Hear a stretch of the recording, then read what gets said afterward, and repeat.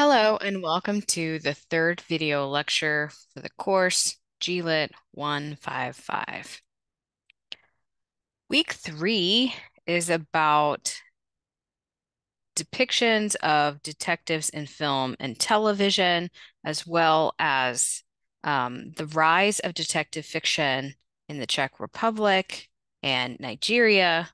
We're also going to talk about um, assignments for week 3, more specifically, Project 1. We're going to start with reviewing more about Project 1, or as it's also known, the multimodal presentation. Project 1 is due next week, and so a lot of the beginning of this lecture is going to help you prepare in that regard. By now, you should be finished with, or at least halfway through, with your first story from the class reading list. Rather than just write an essay about this story, you'll present 3 parts of the story to the class via a recorded audio and visual presentation. While I'm sure you're gorgeous, a presentation featuring your face is not what this multimodal presentation is for. Instead, you're going to meld together brief text-based points with static and dynamic images. This is all going to be powered with your audio narration. It's the presentation that you're going to share for grading and to the class is very similar to these video lectures that I share with you guys every week. So I mentioned static and dynamic. These are different types of images you should incorporate into your multimodal presentation. A multimodal presentation includes at least one mode other than reading and writing, such as listening, speaking, viewing, and representing a dynamic image. Static images don't do anything, like the image at the top of the screen. Um, However, dynamic images, like the little Pikachu guy, moves in some way. So you do have to include a dynamic image in your presentation, and that can include a GIF or a brief 5 to 15-second video clip. And this dynamic image should have something to do with one of your stories or with a point that you're making. Avoid purchasing any sort of app or software to create your visual presentation. There are so many free options available. For a lot of these, the lecture videos I share, I use Google Docs. I also use Canva, Present and Record. I also use, I don't know about for this class, but I've used Sway and I've used Prezi or just PowerPoint. Before you start your visual presentation for Project 1, you also need to write a transcript of what you're going to say. This can be numbered or you can use bullet points as long as it's organized so that I can understand you've separated the text in some way. Once you've done this, you should email it to yourself or even print it so you can read in tandem with your visual presentation and be prepared. Having a transcript ready is good practice for when you're giving live presentations too. As you can see on the screen, the long picture that looks like a column, that is a representation of my visual presentation, which I usually have up to show you guys. And then on my phone or as a printout on the right side of the screen, I have the transcript or what I'm going to say at the ready. Uploading the Project 1 assignment. This can require several parts because you have to submit the recorded presentation and your transcript. To avoid submitting a large video file, try to upload a recording to a free video sharing site like YouTube. Get the link for the video and place the link on the same document as your transcript. It helps if you label it. Like you can see on the screen, I have a screen grab of a presentation link labeled at the top of a transcript. And then below that, the transcript is labeled and it's numbered and it says everything that I'm going to share in the visual presentation. And you can submit that as one document, but it includes the bundled items of your visual presentation that's recorded. And I also have access to your transcript. This way you can avoid me downloading a large video file. I really don't like doing this, but if you can't figure out how to share it on YouTube or how to record it and then share it on YouTube to get your link, then don't worry about that and just share your video file and your transcript separately. Secondly, you have to submit your presentation to the correct weekly forum for your classmates to take part in peer review. You should submit on time. And again, if you are creating a link using a video share site, make sure the link works. You're submitting the recorded presentation and your transcript to me on the assignment page, like you can see on the left side of the screen, because you want me to grade it. Then, did I say right-hand side of the screen? I meant left hand. And then on the right-hand side of the screen, you're submitting the presentation link to the forum for peer review. Adding a lens and story terms. So before you submit your multimodal presentation in any capacity, you have to first analyze the story that you chose. To avoid merely summarizing the story in one unintelligible like litany, decide on 3 parts of your analysis. The first part has to be a form of literary criticism, as we've reviewed in the modules, and there are others that you can choose from the module readings. So we've learned about historical and biographical lenses or criticism, but again, review the readings or the Google Doc in the modules that has other supplemental videos to help you decide which set of lenses or which lens is best to view your story through. Maybe it's feminism, maybe it's the historical lens, whichever lens suits your story, devote an entire subsection or part of your presentation to analyzing the story in this way. The other 2 parts of your story analysis should take the form of story terms. Again, refer to the Google Doc provided in the modules. It lists several story terms from which to pick apart your story, like mood, setting, theme, characterization, and much more. This week, we're going to look at theme and setting and characterization as part of the homework for analyzing 2 stories from the module. But for project 1, you're definitely going to choose 2 story terms to devote 2 parts or 2 subsections to your analysis of this story. In all, your presentation is going to feature an introduction, 3 subsections or parts, and a conclusion. Somewhere in your presentation, attempt to include one properly integrated quote using MLA or APA style. You're going to pick one style because you already should have, and you're sticking with that style for this entire course.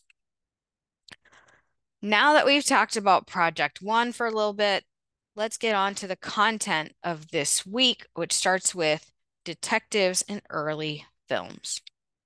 Detective portrayals in films from the 1900s to 1950s typically featured private investigators or law enforcement officers who were smart, tough, and had a keen sense of intuition. They often dressed in sharp suits and fedoras. These detectives were usually depicted as lone wolves, taking on cases that others couldn't solve while they were sipping on whiskey.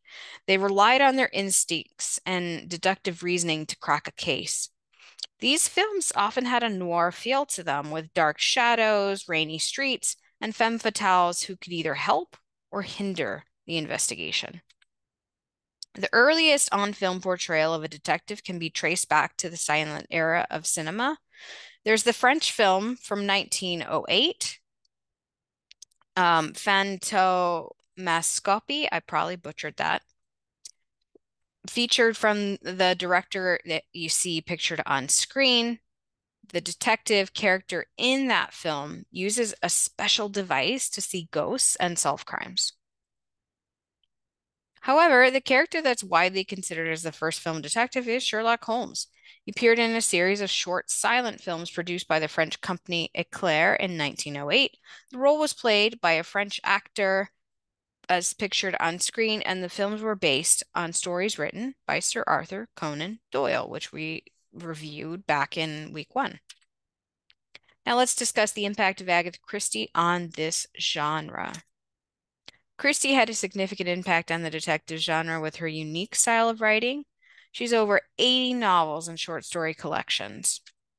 Christie's influence can be seen in the development of the cozy mystery subgenre. Her character, Hercule Poirot, is one of the most famous detectives in literature, known for a meticulous attention to detail and several idiosyncrasies. He's a Belgian detective with a quick personality and sharp intellect, often recognized by an egg-shaped head, a waxed mustache, and a preference for order and method. Now let's discuss detective heroes in TV. The detective hero in television is often complex and flawed. They're typically smart, intuitive, with a keen eye for detail. Examples of detectives on the smaller screen include Sherlock Holmes, pictured left. This eccentric detective, played by Benedict Cumberbatch, uses his exceptional skills to solve complex crimes in modern-day London. This iteration also struggles with addiction and lacks social skills. Then there's Veronica Mars, pictured in the middle. This is the teenage detective played by Kristen Bell, who solves mysteries in her hometown of Neptune, California. Lastly, we have Columbo, pictured right, the disheveled, seemingly bumbling detective played by Peter Falk, who uses his unassuming appearance to disarm suspects and solve crimes. Overall, the hard-boiled detective is a character who is tough, cynical, and streetwise, and very different in a lot of ways from the TV detectives that we looked at, but harkens back to those early iterations of film noir detectives. They operate outside of the law at times, but they have a code of honor to drive their actions. Hard-boiled detectives and film noir, as I mentioned, these themes often intersect. Lastly, as you're going through the readings in the module, there is going to be a section dedicated to crime fiction parodies. These are humorous works satirizing the conventions of the crime fiction genre. They often poke fun at the tropes and cliches of detective fiction, such as the hard-boiled detective, the femme fatale, and the intricate plot twists. These parodies feature exaggerated characters, absurd situations.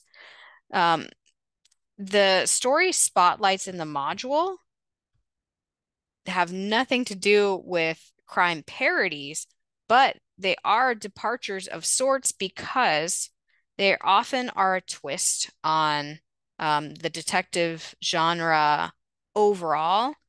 And as we're going to review, these spotlight stories come from two countries sometimes overlooked for detective fiction, Czech Republic and Nigeria. And you're going to choose a story from either country, or I'm sorry, from one of each of the countries to compare and contrast for one of your homework assignments this week. To start, I'll share some of Pavel Mandy's research. I probably butchered his name from his blog during this lecture. To start, in recent years, the detective, crime, and thriller genre has been experiencing a boom in the Czech Republic. New Czech authors have appeared, and their books touch on contemporary reality and carefully outline the psychological profiles of their characters, all while disrupting and updating the well-established pattern of murder investigations and how smart and impactful detectives can be in the Czech Republic. Detective novels have always been very popular with Czech readers, and since the 1960s, when the communists allowed them to be translated again, they've been fortunate in having excellent Anglo-Saxon translators, with Jan Zabrana at the forefront. During the period of communist censorship, it was one of the few gripping styles of fiction that was tolerated, unlike horror and fantasy, which were at times completely ignored. Czech authors tended to take these translated works as their model, and for a long time they struggled with their own local setting, which seemed too sedate for sophisticated and exciting crime stories. Most of the writers initially set their novels abroad or wrote them under English pseudonyms such as Edgar Collins and Leo Clifton. For example, the first detective novel, which Eduard Feiker, one of the most prolific and certainly one of the best writers of crime fiction, set in Czechoslovakia, was his 31st book, Her Game, from 1939. The younger generation of Czech authors and their publishers have shown that the atmosphere of American metropolitan life is not essential for readers. The Czech Republic has also demonstrated itself to be a sufficiently realistic setting. Business elites and politicians very quickly became associated with organized crimes, while the reputations of the police force and the justice system have somewhat been tarnished by countless scandals in the media. At the moment, crime fiction is one of the liveliest genres in Czech literature and also attracts mainstream writers. Perhaps the very best and boldest at handling the plots and techniques of the crime genre is Milos Urban. Then we also have Marketa Pilatova, who introduced a spy story in the style of Graham Greene. There's other notable Czech writers like Iva Procházková, I slaughtered that name, or Michael Sikora. Now, let's review Nigerian detective fiction, which, in terms of rising in popularity, shares several similarities with the Czech Republic. Nigerian crime novels, published at the end of the 20th century and at the beginning of the 21st, can be classified into two main subcategories: novels that contain a more or less faithful depiction of reality, or novels that show a reality to which the country aspires. Overall, Nigerian literature mirrors Nigerian life in all of its various facets and its diversity. Some critics argue that the genre didn't become popular, at least with translations to English and French, until the late 1990s. However, there were crime fiction novels in as early as the 1970s. Pioneers like Wool Soyinka's Death and the King's Horseman laid groundwork, but the genre truly took off with authors like Le Adenle and C.M. Okonkwo in the early 2000s. We can see them pictured on screen. The novel from 2016, Easy Motion Tourist from Adenle, and Okonkwo's Black Mamba Boy from 2009 brought Nigerian settings and social issues into focus. The rise of digital platforms also facilitated broader exposure for these new voices. However, a notable impact was made from Oyinkan Braithwaite's My Sister, the Serial Killer from 2018. This novel combines crime fiction with dark humor and societal commentary, and it garnered international acclaim. The novel also spurred global interest in Nigerian detective fiction, inspiring other authors to explore similar themes like corruption, cultural identity, post-colonial struggles. All of these themes often surfaced in Nigerian narratives. In less than 2 decades, a lot like the trajectory of Czech Republic stories, Nigerian detective fiction evolved from a smaller genre to a vibrant and respected literary movement reflecting the complexities of the nation's society while offering fresh perspectives on the detective genre's conventions. Now all the lecture material is out of the way, so let's review the assignments to help you understand week 3. To start, For assignments, you have an optional worksheet titled Sentence Structure Style Corner. Why should you complete this optional assignment? It's worth 0 points. It's great practice for sentence structure, which is a necessary skill for this and for other courses. You also have a quiz to complete, and quizzes are always due on Saturdays, and they cover a variety of questions from the modules or from readings or from videos embedded within the module. Then you have 2 discussions. So let's start with the first one, where you should review student samples for project 1 and also create a storyboard for your own project 1 presentation. So to start it, return to the modules which feature student samples, watch one of those in full, then write what you think about the presentation in terms of strengths and weaknesses. This will help you avoid some traps maybe and give you some ideas for your own presentation. And while you're generating those ideas, you're going to create a storyboard to finish out this first homework assignment. A storyboard is a brief visual representation of your project 1 ideas. It's a visual format of an outline, and you can include text as needed, very scant text like subheaders or bullet points. Overall, a storyboard can take the form of computer-generated slides, or you can even look up storyboard on Canva and it will offer some ideas. Think of when a TV show or a movie puts together their thoughts on a storyboard. That's essentially what you're doing for your presentation. And for visual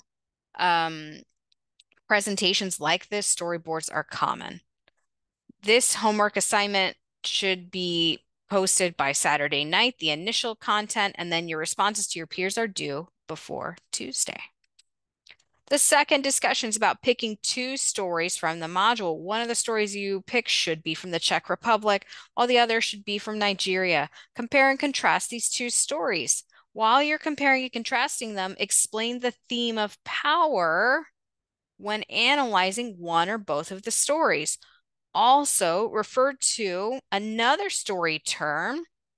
In your analysis, pick either setting or character to help you analyze these 2 stories. Post the initial content before Saturday night and respond to your peers by Tuesday. In this second discussion, practice integrating a quote. To learn more about quote integration, visit the link in the discussion. You should be including a quote from one of the stories that you chose to read from this week, and it should be backing up a claim or a point that you're making in your analysis of one or both of those stories. Each discussion has a rubric, and we've discussed this already. And whenever you see a grade from me, I also include text-based feedback on how you met or didn't meet an expectation. Review those. If you have any other questions about the module or an assignment, don't hesitate to reach out. And thank you for viewing the video lecture.